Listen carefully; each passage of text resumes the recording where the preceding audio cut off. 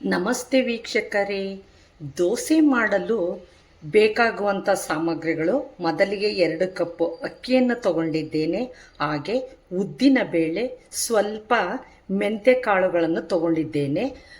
ಮೊದಲಿಗೆ ಅಕ್ಕಿ ಮತ್ತು ಉದ್ದಿನ ಬೇಳೆ ಮೆಂತ್ಯ ಕಾಳುಗಳನ್ನು ಚೆನ್ನಾಗಿ 2 ರಿಂದ 3 ಬಾರಿ ತೊಳ್ಕೊಳ್ಬೇಕಾಗುತ್ತೆ. ನೋಡಿ ವೀಕ್ಷಕರೇ, ಅಕ್ಕಿ ಮತ್ತು ಉದ್ದಿನ ಬೇಳೆಯನ್ನು 2 ರಿಂದ 3 ಬಾರಿ ತೊಳೆದುಕೊಂಡಿದ್ದೇನೆ. ಈಗ ಅದಕ್ಕೆ ನೀರನ್ನು ಹಾಕಬೇಕಾಗುತ್ತೆ. ನೀರನ್ನು ಹಾಕಿ ಸಾಯಂಕಾಲದವರೆಗೂ ನೆನೆ ಇಡಬೇಕಾಗುತ್ತೆ ಅಕ್ಕಿಯನ್ನು.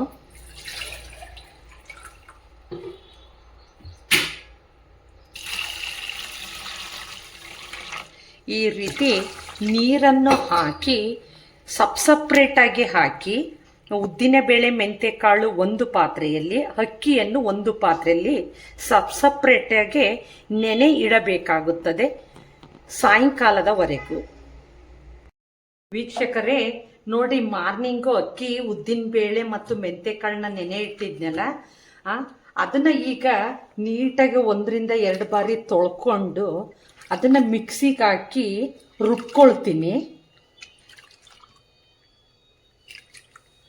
ಈ ಮಿಕ್ಸಿಗೆ ಹಾಕಿ ಈ ನೀರನ್ನ ಒಂದು ಬಕೆಟಿಗೆ ಹಾಕ್ಕೊಳ್ತೀನಿ, ಯಾಕೆಂದರೆ ಗಿಡಗಳಿಗೆ ಅನುಕೂಲ ಆಗುತ್ತೆ ಅನ್ನೋ ಕಾರಣದಿಂದ.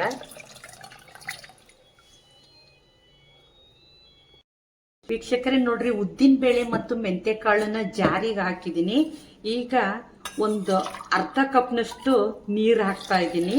ಈಗ ಇದನ್ನ ಚೆನ್ನಾಗಿ ರುಬ್ಕೋಬೇಕು ಮಿಕ್ಸಿಯ ಸಹಾಯದಿಂದ.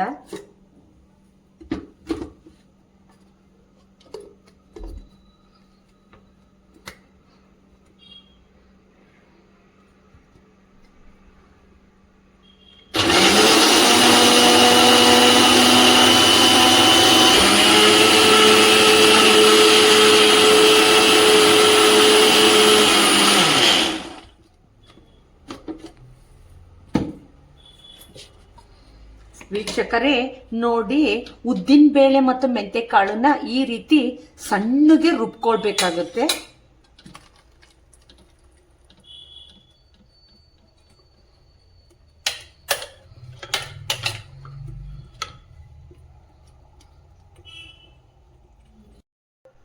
ವೀಕ್ಷಕರೇ, ಉಳಿದಂತ ಅನ್ನವನ್ನು ಹಾಕಬೇಕು. ಕೆಲವರೆಲ್ಲ ಅವಲಕ್ಕಿ ಹಾಕ್ತಾರೆ, ಬಟ್ ನಾನು ಉಳಿದಿರುತ್ತಲ್ಲ ಆ ಥರ ಅನ್ನವನ್ನು ಹಾಕ್ತಾ ಇದ್ದೇನೆ ದೋಸೆ ಮಾಡಲಿಕ್ಕೆ. ನೋಡಿ, ಅಕ್ಕಿ ಹಾಕ್ತಾ ಇದ್ದೀನಿ.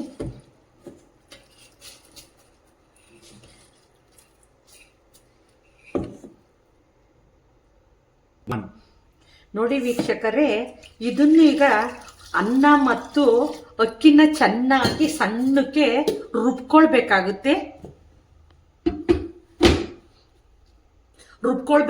ಅದೇ ರೀತಿ ಎಲ್ಲ ಅಕ್ಕಿ ಮತ್ತು ಅನ್ನವನ್ನು ರುಬ್ಕೊಳ್ಬೇಕು.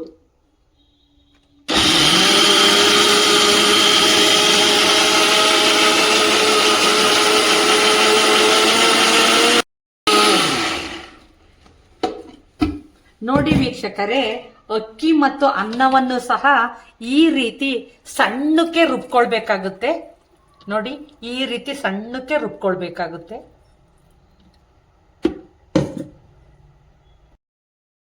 ವೀಕ್ಷಕರೇ ನೋಡ್ರಿ, ಎಲ್ಲ ಅಕ್ಕಿ, ಉದ್ದಿನ ಬೇಳೆ, ಮೆಂತ್ಯ ಕಾಳು ಮತ್ತೆ ಉಳಿದಂತ ಅನ್ನವನ್ನು ಮಿಕ್ಸಿ ಜಾರಿನ ಸಹಾಯದಿಂದ ಸಣ್ಣಕ್ಕೆ ರುಬ್ಬಿಟ್ಕೊಂಡಿದ್ದೀನಿ. ಈಗ ಒಂದು ಸ್ಪೂನಿನ ಸಹಾಯದಿಂದ ಎಲ್ಲ ಮಿಶ್ರಣ ಮಾಡ್ತಾ ಇದ್ದೀನಿ. ನೋಡಿ, ಈ ರೀತಿ ಮಿಶ್ರಣ ಮಾಡಬೇಕು. ಮಾಡಿ ಒಂದು ಪ್ಲೇಟನ್ನು ಮುಚ್ಚಿ ಈ ರೀತಿ ಇಡಬೇಕು. ಬೆಳಗ್ಗೆ ಎದ್ದು ದೋಸೆಯನ್ನು ಮಾಡೋದನ್ನ ಹೇಗೆ ಅನ್ನೋದನ್ನ ನಾನು ತೋರಿಸ್ಕೊಡ್ತೀನಿ. ಗುಡ್ ಮಾರ್ನಿಂಗ್ ವೀಕ್ಷಕರೇ, ನಿನ್ನೆ ಅಕ್ಕಿನ ರುಬ್ಬಿಟ್ಟಿದ್ದೆ ದೋಸೆಗೆ. ನೋಡಿ ಎಷ್ಟು ಚೆನ್ನಾಗಿ ಉಬ್ಬಿದೆ ಅಂತ.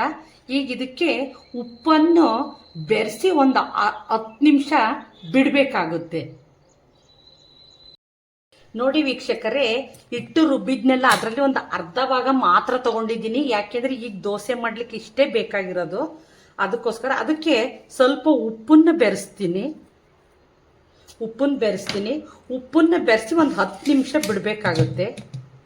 ಕೆಲವರು ಸೋಡಾ ಪುಡಿನೂ ಹಾಕ್ತಾರೆ, ಅದು ನಿಮ್ಮ ಚಾಯ್ಸ್ ಇರುತ್ತೆ ಸೋಡಾ ಪುಡಿ ಹಾಕೋದು.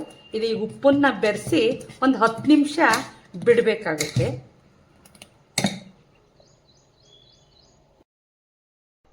ನೋಡಿ ವೀಕ್ಷಕರೇ, ದೋಸೆಗೋಸ್ಕರ ಆಲೂಗೆಡ್ಡೆ ಪಲ್ಯ ಮಾಡ್ತಾ ಇದ್ದೀನಿ. ಅದಕ್ಕೋಸ್ಕರ ಮೊದಲಿಗೆ ಆಲೂಗೆಡ್ಡೆಯನ್ನು ತೊಳ್ಕೊಳ್ತಾ ಇದ್ದೀನಿ.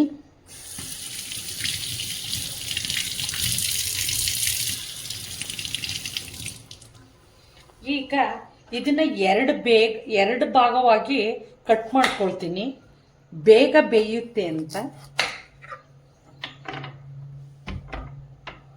ಮತ್ತೆ ಸಿಪ್ಪೆ ತೆಗಿಲಿಕ್ಕೂ ಅನುಕೂಲ ಆಗುತ್ತೆ ಅಂತ. ಈಗ ಉಪ್ಪು ಹಾಕ್ತಾ ಇದ್ದೀನಿ, ಬೇಗ ಬೇಯುತ್ತೆ ಅಂತ ಉಪ್ಪನ್ನು.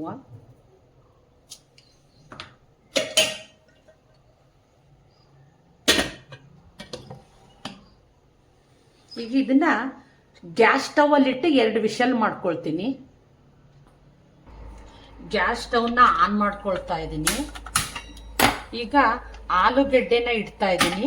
ಇದು ಈಗ 2 ವಿಷಲ್ ಆಗೋವರೆಗೂ ಕಾಯ್ಬೇಕಾಗುತ್ತೆ.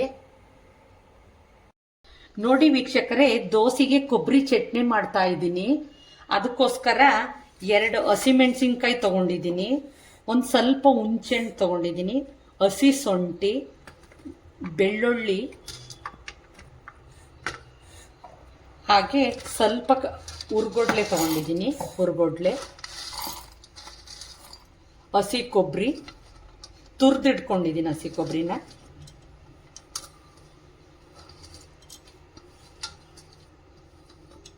ಹಾಗೆ ಕೊತ್ತಂಬರಿ ಸೊಪ್ಪು.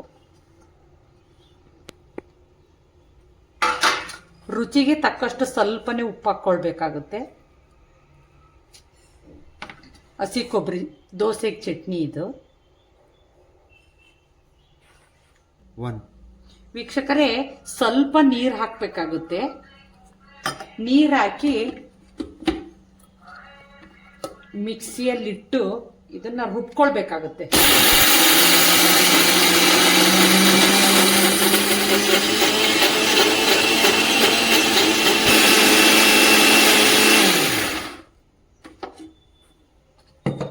ನೋಡಿ ವೀಕ್ಷಕರೇ, ಈ ರೀತಿ ಚಟ್ನಿನ ರುಬ್ಕೊಳ್ಬೇಕಾಗುತ್ತೆ. ನಮ್ಮ ವೀಕ್ಷಕರೇ, ಚಟ್ನಿಗೆ ಒಗ್ಗರಣೆ ಮಾಡ್ಕೊಳ್ತಾ ಇದ್ದೀನಿ. ಅದಕ್ಕೆ ಸ್ಟವ್ ಆನ್ ಮಾಡ್ಕೊಳ್ತಾ ಇದ್ದೀನಿ. ಒಂದು ಸ್ಟೀಲಿನ ಚಿಕ್ಕ ಪಾತ್ರೆ ಇಟ್ಕೊಂಡಿದ್ದೀನಿ. ಈಗ ಇದಕ್ಕೆ 2 ಸ್ಪೂನ್ ಎಣ್ಣೆ ಹಾಕ್ತೀನಿ.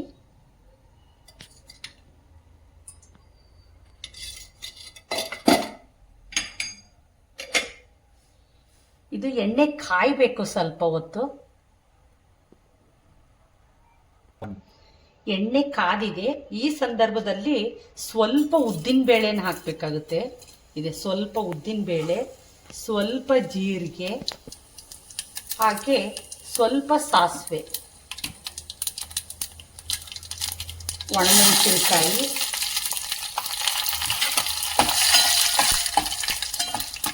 ಒಂದು ಸ್ಪೂನಿನ ಸಹಾಯದಿಂದ ತಿರುಗಿಸ್ತಾ ಇರಬೇಕಾಗುತ್ತೆ. ಕರಿಬೇವು,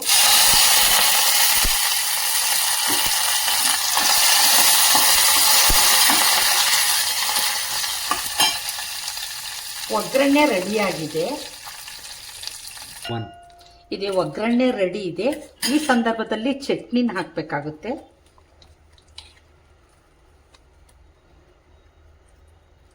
ಚಟ್ನಿನ ಹಾಕಿ ಒಂದು ಸ್ವಲ್ಪ ತೊಳೆದಾಕೊಳ್ಬೇಕಾಗುತ್ತೆ ಜಾರ್ನಿಂದ.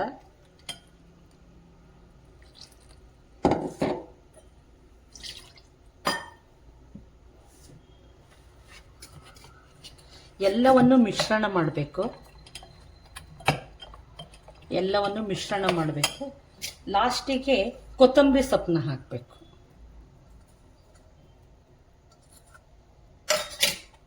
ಕೊತ್ತಂಬರಿ ಸೊಪ್ಪನ್ನ ಹಾಕಿ ಎಲ್ಲವನ್ನು ಮಿಶ್ರಣ ಮಾಡಬೇಕು.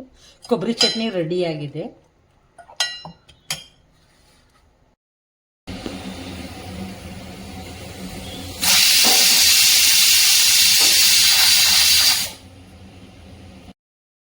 ನೋಡಿ ವೀಕ್ಷಕರೇ, ಆಲೂಗೆಡ್ಡೆ ಚೆನ್ನಾಗಿ ಬೆಂದಿದೆ. ಈಗ ಇದನ್ನ ಸಿಪ್ಪೆ ತಕೊಳ್ಬೇಕಾಗುತ್ತೆ. ನೋಡಿ ವೀಕ್ಷಕರೇ, ಈಗ ಸ್ಟವ್ ಆನ್ ಮಾಡ್ಕೊಳ್ತಾ ಇದ್ದೀನಿ. ಆಲೂಗೆಡ್ಡೆ ಪಲ್ಯಕ್ಕೆ ಒಗ್ಗರಣೆ ಹಾಕ್ತಾ ಇದ್ದೀನಿ. ಒಂದು ಬಾಣಲಿ ಇಟ್ಕೊಂಡಿದ್ದೀನಿ. ಬಾಣಲಿ ಅಲ್ಲೇ ಆಲ್ರೆಡಿ ಕಾದಿದೆ, ಹಾಗಾಗಿ ಎಣ್ಣೆ ಹಾಕ್ತಾ ಇದ್ದೀನಿ. ಒಂದು 5 ಸ್ಪೂನ್ ಹಾಕ್ತೀನಿ.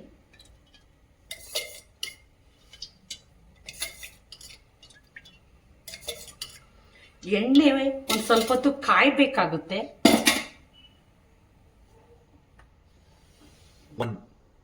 ನೋಡಿ ವೀಕ್ಷಕರೇ, ಎಣ್ಣೆ ಕಾದಿದೆ. ಈ ಸಂದರ್ಭದಲ್ಲಿ ಸ್ವಲ್ಪ ಕಡಲೆಬೇಳೆ ಹಾಕ್ತಾ ಇದ್ದೀನಿ, ಸ್ವಲ್ಪ ಉದ್ದಿನ ಬೇಳೆ. 1 ಸ್ಪೂನಿನ ಸಹಾಯದಿಂದ ತಿರುಗಿಸ್ತಾ ಇರಬೇಕು.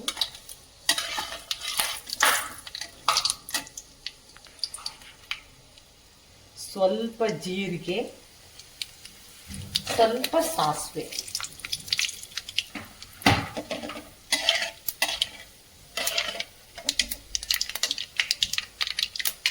ಹಸಿಮೆಣಸಿನಕಾಯಿ ಹಾಕಬೇಕಾಗುತ್ತೆ.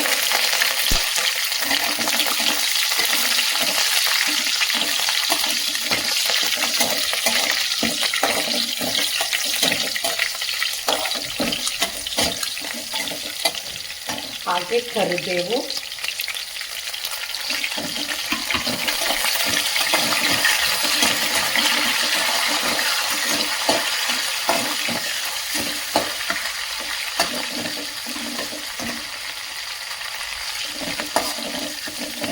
ಇದಾದ ನಂತರ 2 ಈರುಳ್ಳಿ ಹಾಕ್ತಾ ಇದ್ದೀನಿ.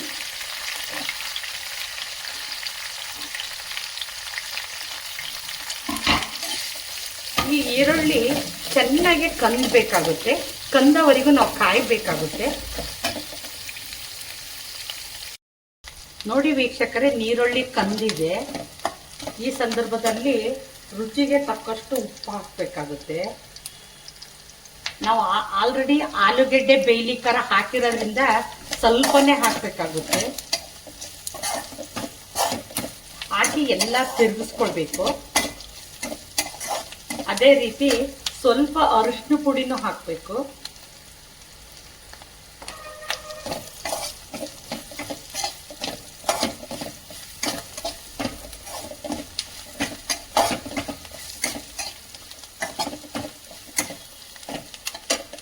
ಆಲೂಗೆಡ್ಡೆನ ಬೇಯಿಸಿಟ್ಕೊಂಡಿದೀವಲ್ಲ, ಇದನ್ನ ಹಾಕಬೇಕಾಗುತ್ತೆ.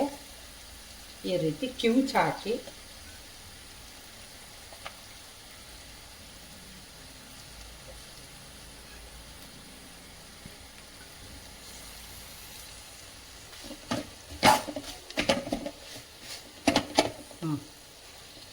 ನೋಡಿ ವೀಕ್ಷಕರೇ, ಈ ರೀತಿ ಎಲ್ಲವನ್ನು ಮಿಶ್ರಣ ಮಾಡಬೇಕಾಗುತ್ತೆ.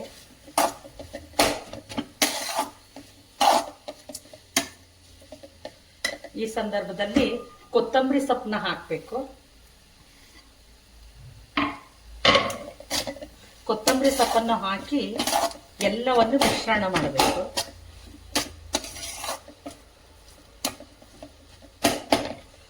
ಒಂದು ಸ್ವಲ್ಪ ಹೊತ್ತು ಪ್ಲೇಟ್ ಮುಚ್ಚಿ ಬಿಡಬೇಕಾಗುತ್ತೆ.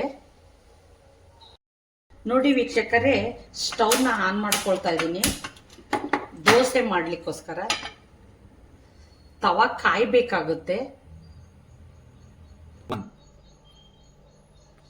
ಎಣ್ಣೆ ಕಾದಿದೆ. ಈ ಸಂದರ್ಭದಲ್ಲಿ ಎಣ್ಣೆ ಹಚ್ತಾ ಇದ್ದೀನಿ. ದೋಸೆ ಹಂಚಿಗೆ ಎಣ್ಣೆ ಹಚ್ತಾ ಇದ್ದೀನಿ.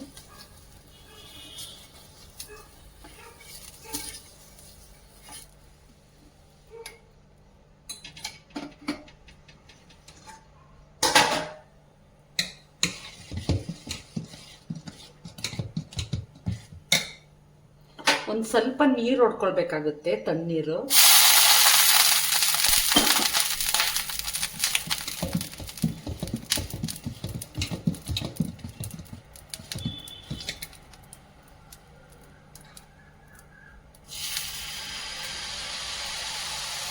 ಈ ರೀತಿ ಹಾಕಿ 1 ಸ್ಪೂನಿನಿಂದ ಹೀಗೆ ತಿರುಗಿಸ್ತಾ ಬೇಕಾಗುತ್ತೆ. ನೋಡಿ, ಈ ರೀತಿ ರೌಂಡಾಗಿ ತಿರುಗಿಸಿ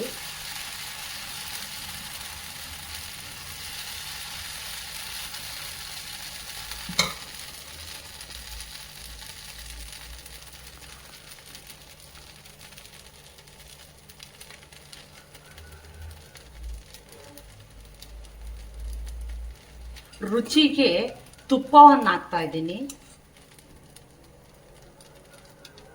ರುಚಿಗೆ ತುಪ್ಪವನ್ನು ಹಾಕ್ತಾ ಇದ್ದೀನಿ. ಇದು ಆಪ್ಷನ್ ಅಲ್ಲಿದೆ.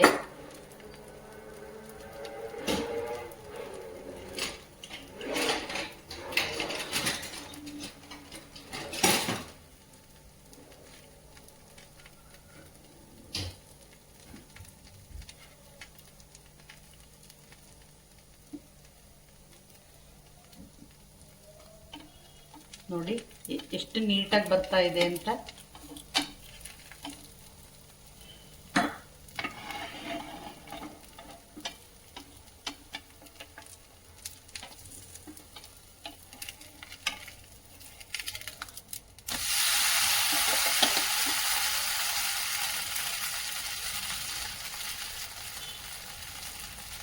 ಇದೇ ರೀತಿ ನೀವು ಎಲ್ಲ ದೋಸೆಗಳನ್ನ ಹಾಕಿಕೊಳ್ಳಿ.